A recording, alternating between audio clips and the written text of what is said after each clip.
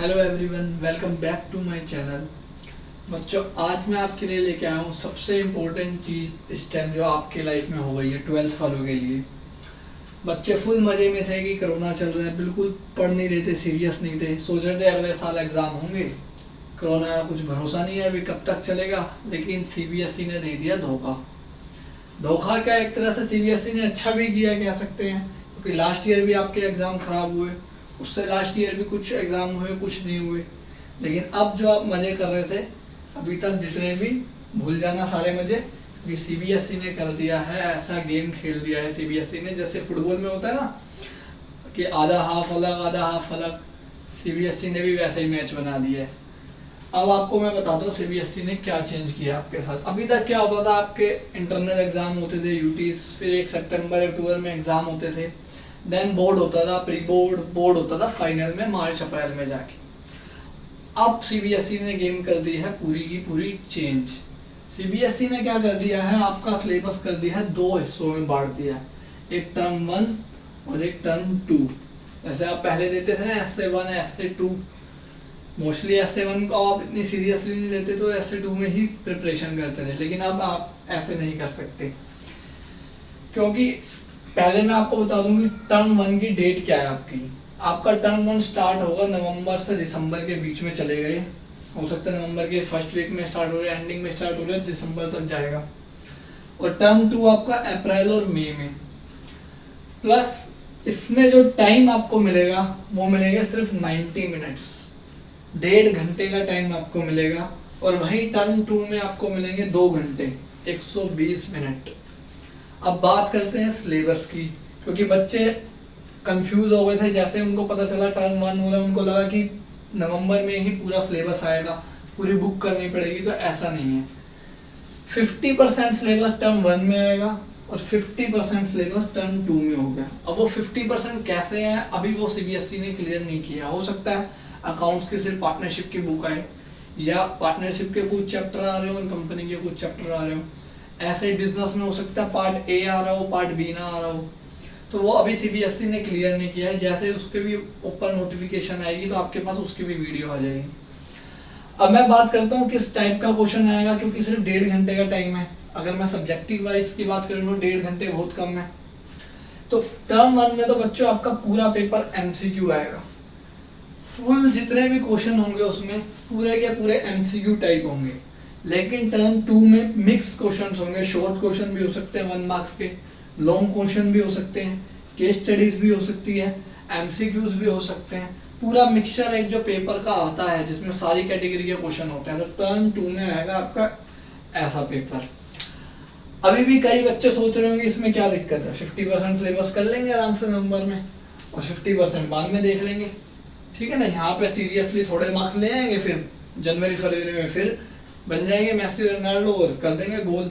लेकिन बच्चों ऐसा नहीं है, ध्यान से सुनना।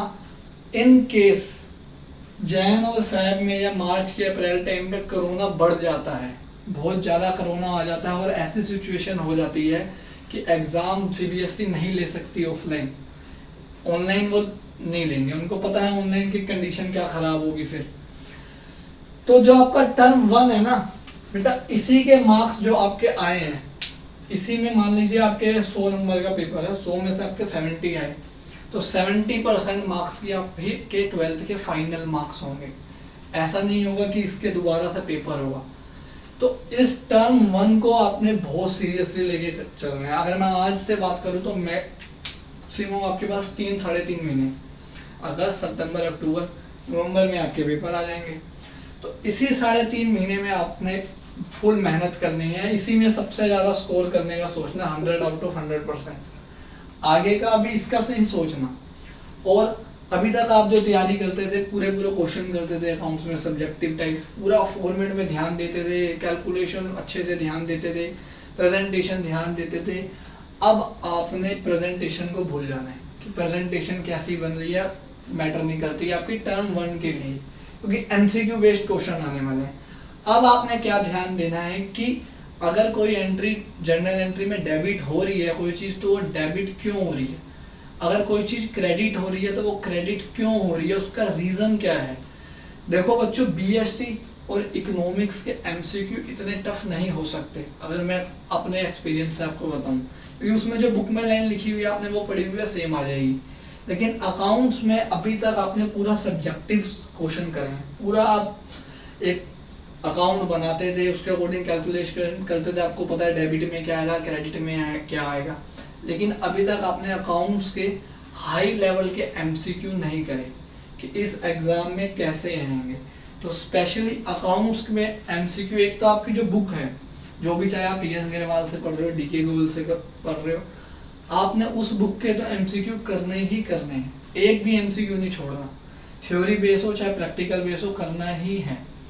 प्लस जो लास्ट ईयर 1-2 साल में आपके इंटरनल हुआ है, जो भी प्री बोर्ड हुआ है, बोर्ड हुआ है, अपने स्कूल के प्लस जितने भी स्कूल के आप अरेंज कर सको, उन सबके एमसीक्यू जरूर करने हैं। और ज़्यादा से ज़्यादा किसी क्वेश्चन में आपने डिटेल में खुद दिमाग लगाना है कि इसका एमसीक्यू क्वेश्चन कैसे बन सकता है। जहाँ भी आप पढ़ रहे हो, जिस टीचर से भी पढ़ रहे हो, उससे जितने क्वेश्चन पूछ सकते हो डिटेल में, वो आपने पूछने हैं कि सर इस क्वेश्चन में डेबिट क्यों हो रहा है, क्रेडिट क्यों हो रहा है। आपका कॉन्सेप्ट एकदम क्लियर होना चाहिए, क्योंकि आपको अभी नहीं पता कि एमसीक्यू जो क्वेश्चन आएगा आपका पेपर में वो किस टाइप का आने वाला है, उसका लेवल क्या होगा। वो हाई भी हो सकता है, बिल्कुल लो इजी क्वेश्चन भी हो सकता है, जैसे इंटरेस्ट ऑन लोन का अगर रेट गिवन ना हो तो क्या रेट लेंगे, इजी भी हो सकता है, लेकिन हाई डीप भी हो सकता है। एमसीक्यू में यही प्रॉब्लम है। एक सब्जेक्टिव में क्या था, अकाउंट्स में आपने क्वेश्चन बनाया, मान लो किसी कैलकुलेशन में थोड़ी सी मिस्टेक है, बट बाकी जो आपने कैलकुलेशन करी वो सही है, तो आपको स्टेप मार्किंग मिल जाएगी। 5 का क्वेश्चन है, 4 मार्क्स मिल जाएंगे। लेकिन एमसीक्यू में ऐसा नहीं है, या 0 या हीरो, सही होगा तो पूरे 1 मार्क्स, गलत होगा तो बिल्कुल 0। एमसीक्यू में नवंबर जो आपका एग्जाम है टर्म, ये बहुत ज़्यादा इंपॉर्टेंट है। इसका हमें नहीं पता ये होगा नहीं होगा, कैसे होगा, कुछ नहीं पता।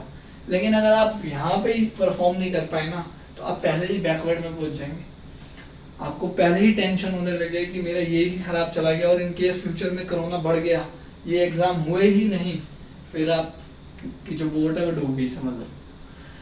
तो बच्चों इसको ध्यान से देना। प्लस एमसीक्यू में आपने सिर्फ एक ये नहीं है कि बुक के 1000-500 एमसीक्यू कर लिए बहुत है, ऐसा नहीं है। आप जितने एमसीक्यू करोगे ना उतने कम है। एमसीक्यू एक ही टाइप के क्वेश्चन से 10 एमसीक्यू बन सकते हैं, 20 एमसीक्यू बन सकते हैं, और टीचर किसी भी तरह से पूछ सकता है। तो एमसीक्यू की जितनी अच्छी तैयारी हो सके आपने वो करनी है।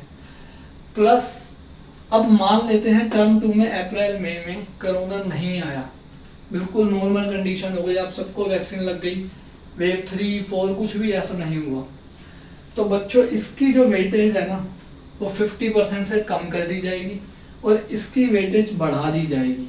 हो सकता है इसे 30% कर दें और इसकी वेटेज 70% कर दें। और प्लस यहाँ पे एक और आपका एग्जाम हो एमसीक्यू का अलग से, तो लेकिन वो बात की बात है। फर्स्ट ऑफ ऑल अभी हमारे सामने है नवंबर और दिसंबर, जिसके लिए 3 महीने हैं। इसकी पहले आपने इसकी प्रिपरेशन लेके चलनी है। हो सकता है 31 जनवरी तक, और जुलाई तक आपका जो सिलेबस डिडक्ट होगा या क्या 50% सिलेबस आ रहा है वो सीबीएसई आपको इन्फॉर्मेशन दे दे। प्लस एक और बात आपके साथ मैं शेयर करना चाहता हूँ, जो है 90 मिनट्स हैं। अब 50% सिलेबस आ रहा है, अभी हमें नंबर ऑफ क्वेश्चंस नहीं पता कितने आएंगे, तो आपने एमसीक्यू में ये भी टाइम का मैनेजमेंट लेके चलना है, क्योंकि अकाउंट्स का पेपर आपको पता पहले ही बच्चों का छूट जाता था सब्जेक्टिव में। अब आपको ये पता होना चाहिए कि मेरे को एक एमसीक्यू कितने मिनट में करना है।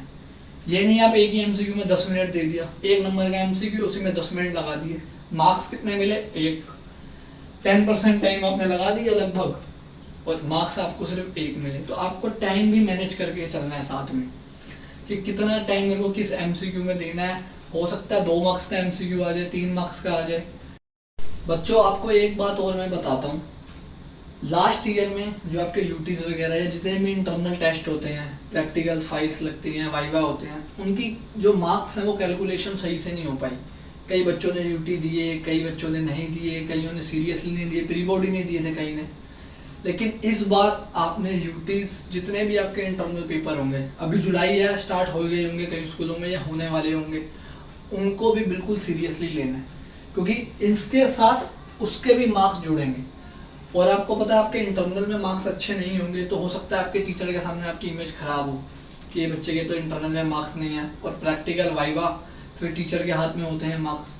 आपने अपने इंटरनल टेस्ट को, चाहे वो 20 मार्क्स का टेस्ट है, 40 मार्क्स का टेस्ट है, 50 मार्क्स का टेस्ट है, उसको प्रॉपर लेना है, प्रॉपरली एग्जामिनेशन की तैयारी करनी है। प्लस जो भी वो पेपर आ रहा है, क्वेश्चन पेपर, चाहे वो PDF फॉर्म में आएगा आपके पास, उसके क्वेश्चंस को आपने संभाल के रखना कि उसमें कैसे केस स्टडीज पूछ रहे हैं, उसमें कैसे MCQ पूछ रहे हैं, उसमें कैसे लॉन्ग टर्म क्वेश्चन पूछ रहे हैं, ताकि जब आप यहाँ पे आओ तो आप उससे रिलेटेड प्रिपरेशन कर सको। आप देख सको कि इसमें से आपको कितना आ रहा है, कौन सा ऐसा क्वेश्चन है जो ज़्यादा टाइम ले रहा है फिर भी आपका आंसर नहीं आ रहा, या कौन सा ऐसा क्वेश्चन है जिससे एक बारी में ही आपका आंसर आ गया। कितने थ्योरेटिकल क्वेश्चन पूछे गए, कितने प्रैक्टिकल क्वेश्चन पूछे गए। तो बच्चों आज से ही पढ़ना स्टार्ट कर दो। ये 3 महीने हैं आपके पास, भूल जाओ जनवरी फरवरी, प्री बोर्ड, फेयरवेल भूल जाओ। तो अभी से ही इसकी तैयारी करने लग जाओ। जैसे जैसे अगर आपके आगे जो भी इंफॉर्मेशन आएगी, सिलेबस जो होगा उससे जितना भी रिड्यूस होगा, 30% हो, 40% हो, या आगे इसमें कुछ चेंज आता है, तो आपके पास वीडियो उसी टाइम आ जाएगी। प्लीज़ चैनल को सब्सक्राइब करना और नोटिफिकेशन बेल को प्रेस कर देना, ताकि जैसे ही वीडियो आए तो आपके पास एक नोटिफिकेशन आ जाए। Thank you everyone.